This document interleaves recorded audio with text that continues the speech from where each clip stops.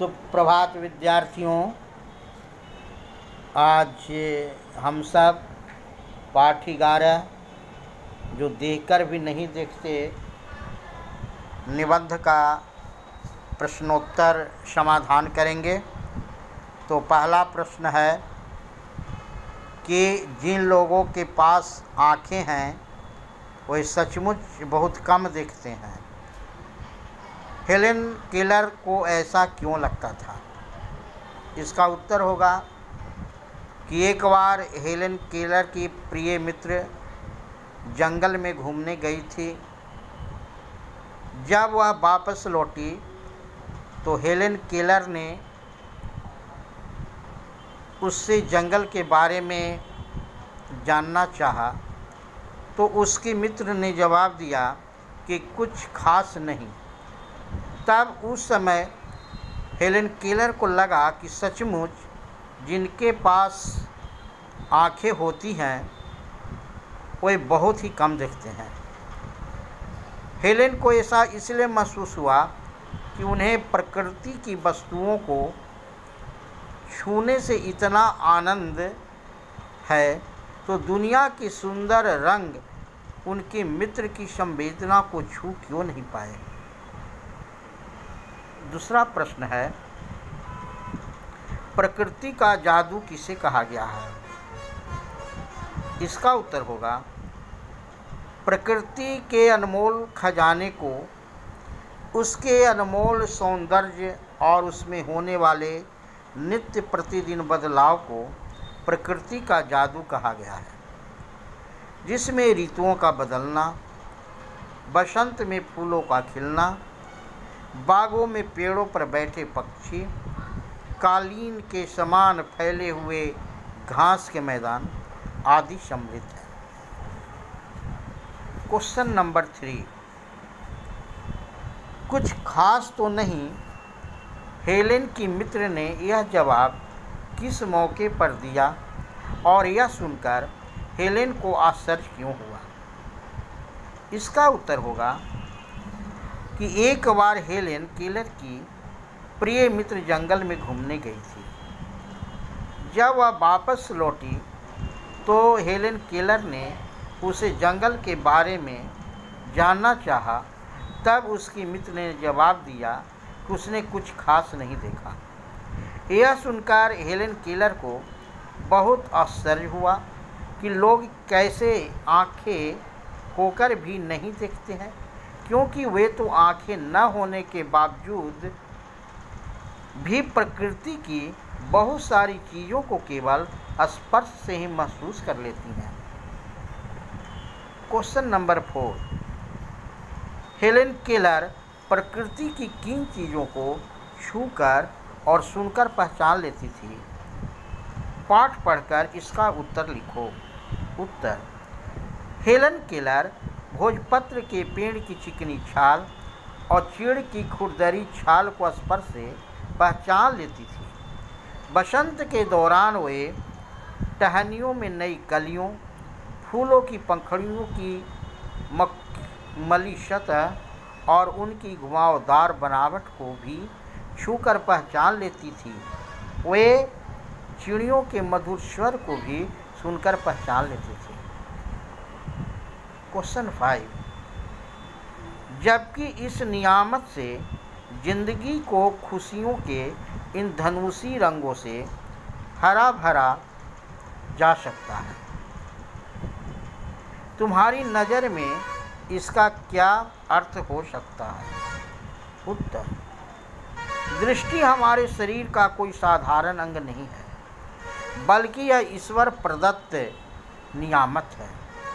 इसके जरिए हम प्रकृति निर्मित और मानव निर्मित हर एक वस्तु का आनंद उठा सकते हैं। ईश्वर के इस अनमोल तोहफे से हम अपना जीवन खुशियों से भर सकते हैं। अतः हमें ईश्वर का शुक्रगुजार होते हुए इसकी कद्र भी करनी चाहिए। क्वेश्चन नंबर 6, आज तुमने अपने घर से आते हुए बारीकी से क्या क्या देखा सुना? मित्रों के साथ सामूहिक चर्चा कीजिए। ऐसे तो आपको चाहिए कि इसका सामूहिक चर्चा करके ही लिखें, लेकिन पुनः मैं उत्तर बतला रहा हूँ। रोज की तरह आज भी मैं पैदल ही अपने घर जा रही थी। विद्यालय के फाटक से बाहर निकलते ही मुझे बाहर बैठने वाले खोमचे वाले की बच्चियों को अपने सामान की ओर आकर्षित करने वाले आवाज़ें सुनाई पड़ी। आगे बढ़ने पर रास्ते पर कार, साइकिलें, रिक्शा, बस के एक दूसरे से आगे निकलने की होड़ दिखाई पड़ी। उनसे बचकर जब मैं आगे मुड़कर मेरे घर की ओर जाने वाली शांत सड़क पर निकली तो मुझे सड़क के दोनों ओर लगे गुलमोहर, अशोक और आम के पेड़ों के झूमने से ठंडी हवाओं का स्पर्श महसूस हुआ। इन्हीं पेड़ों पर कुछ नन्ही गिलहरियाँ भी रहती है जो सर से नीचे ऊपर आ जा रही थी। थोड़े समय तक मैं इनकी इस कीड़ा में खोई सी गई, परंतु फिर माँ का ध्यान आते ही मैं दौड़कर घर की ओर चल पड़ी। 7वां क्वेश्चन, कान से न सुनने पर आसपास की दुनिया कैसी लगती? इस पर टिप्पणी लिखो और साथियों के साथ विचार करो। इस पर प्रदत्त शारीरिक अंगों में कान भी शरीर का एक महत्वपूर्ण अंग है। इसके काम न करने पर हमें बाहरी दुनिया बड़ी ही अजीब सी लगती है। हमारे लिए विचारों का आदान प्रदान करना मुश्किल हो जाएगा, क्योंकि हम न किसी से बात समझ कर पाएंगे और नहीं समझ पाएंगे।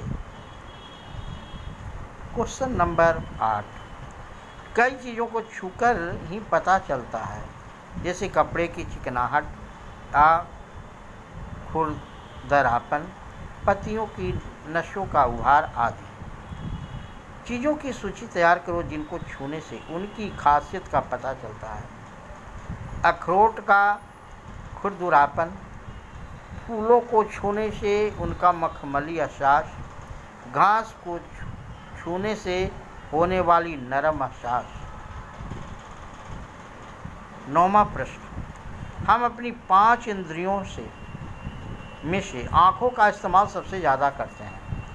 ऐसी चीज़ों के एहसासों की तालिका बनाओ जो तुम बाकी 4 इंद्रियों से महसूस करते हो। जैसे सुनना तो कान से, चखना जीभ, सूंघना नाक और छूना त्वचा। अब सुनना में देखिए, कर्कश ध्वनियाँ, कुछ पशु प्राणियों की आवाज़ें, मधुर ध्वनियाँ, कोयल की बोली, पक्षियों की चहचहाट, गीत और संगीत के मधुर स्वर। अब चखना में देखिए, सुनते हैं कान से, चखते हैं जीभ से, मिठास, फल, मिठाई, कटु स्वाद, करेला, दवाइयाँ, तीखा नमकीन स्वाद, मिर्च, नमक, सब्जी। सूंघना में सुगंध, इत्र, फूलों की खुशबू, खाद्य पदार्थ की दुर्गंध, गंदा नाली। छूना त्वचा, जैसे गर्म दूध, चाय, अन्य पेय पदार्थ जो गर्म हो, ठंडा बर्फ, शरबत, मुलायम फूलों की पंखुड़ियाँ। तुम्हें किसी ऐसे व्यक्ति को मिलने का मौका मिले जिसे दिखाई न देता हो तो तुम उसे प्रकृति के उसके अनुभव के बारे में क्या क्या पूछना चाहोगे? यह तो प्रश्न खुद लिखो। तुम्हें किसी व्यक्ति से अगर मौका मिला और उसे दिखाई नहीं देता हो तो क्या पूछ सकोगे? ऐसे मैं अपने स्मरण से बताता हूँ कि अगर मुझे यदि किसी ऐसे व्यक्ति मिलने का मौका मिले तो मैं उससे यही जानना चाहूँगा वे किस प्रकार से दिन और रात का आभास करते हैं, प्रकृति और रंगों के बारे में उनकी कल्पना कैसी होती है, जब वे किसी वस्तु को छूते हैं तो वे किस प्रकार से उसकी आकृति बनाते हैं। अब भाषा की बात देखें। पाठ में स्पर्श से संबंधित कई शब्द आए हैं। नीचे ऐसे कुछ और शब्द दिए गए हैं। बताओ कि किन किन चीज़ों का स्पर्श होता है, जैसे चिकना, चिपचिपा, मुलायम, खुरदरा, लिजलिजा, उबड़ खाबड़, सख्त और भुरभुरा। तो अगर चिकना देखें तो चिकना घी होता है, तेल होता है, मक्खन होता है। अब चिपचिपा देखें तो चिपचिपा गोंद होता है। मुलायम देखें तो रेशमी कपड़ा है, गुलाब की पंखुड़ी है। खुरदरा देखें तो वृक्ष के छाल हो सकता है, कपड़ा हो सकता है। लिजलिजा शहद। उबड़ खाबड़ पेड़ का तना हो सकता है, रास्ता हो सकता है। सख्त पत्थर हो सकता है, लोहा हो सकता है। भुरभुरा रेत हो सकता है। मीठा हो सकता है, वो भी भुरभुरा होता है। नेक्स्ट क्वेश्चन, अगर मुझे इन चीज़ों को छूने भर से इतनी खुशी मिलती है तो उसकी सुंदरता देखकर तो मेरा मन मुग्ध हो जाएगा। रेखांकित संज्ञाएं क्रमशः किसी भाव और किसी की विशेषता के बारे में बता रही है। ऐसी संज्ञाएं भाववाचक कहलाती है। गुण और भाव के अलावा भाववाचक संज्ञाओं का संबंध किसी की दशा, किसी की कार्य से भी होता है। भाववाचक संज्ञा की पहचान यह है कि इससे जुड़े शब्दों को हम सिर्फ महसूस करते हैं, देख या छू नहीं सकते। नीचे लिखी भाववाचक संज्ञाओं को पढ़ो और समझो। इनमें से कुछ शब्द संज्ञा और कुछ क्रिया से बने हैं, उन्हें भी पहचान कर लिखो। जैसे मिठास, भूख, शांति, भोलापन, बुढ़ापा, घबराहट, बहाव, फुर्ती, ताजगी, क्रोध और मजदूरी। अब देखिए, क्रिया से बनी भाववाचक संज्ञा क्या है? तो घबराना, घबराना क्रिया है तो घबराहट हो गया भाववाचक संज्ञा। बहना क्रिया है तो उससे भाववाचक बहाव हो गया। अब विशेषण से बनी भाववाचक संज्ञा देखिए, जैसे बूढ़ा, बूढ़ा विशेषण है तो बुढ़ापा हो गया। ताज़ा विशेषण है तो ताजगी हो गया। भूखा विशेषण है, इससे भूख हो गया। शांत विशेषण है, इससे शांति हो गया। अब जातिवाचक से देखिए, मजदूर, मजदूर जातिवाचक है, इससे मजदूरी भाववाचक हो गया। अब भाववाचक संज्ञा देखो, क्रोध, फुर्ती शब्द भाववाचक संज्ञा शब्द है। अब मीठा से देखो मिठास, भोला से भोलापन, यह विशेषण से बनी भाववाचक संज्ञा है। निष्ठ प्रश्न है, मैं अब इस तरह के उत्तरों की आदी हो चुकी हूँ। उस बगीचे में अमलतास, सेमल, कजरी आदि तरह तरह के पेड़ थे। ऊपर लिखे वाक्यों में रेखांकित शब्द देखने से मिलते जुलते हैं, पर उनके अर्थ भिन्न हैं। वाक्य बनाकर उनका अर्थ स्पष्ट करो। जैसे अवधि और अवधि है, दोनों में अंतर है। में, मैं, मिल, में और मैं में अंतर है। मेल, मैला अंतर है। और दिन, दिन, सील और शील इन शब्दों में अंतर है जो वाक्य से स्पष्ट होंगे।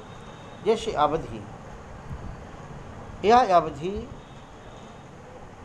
समय के लिए कहा गया है। इतने बड़े कार्यक्रम के लिए 2 सप्ताह की अवधि कम है। यहाँ यह अवधि समय के लिए प्रयुक्त हो गया।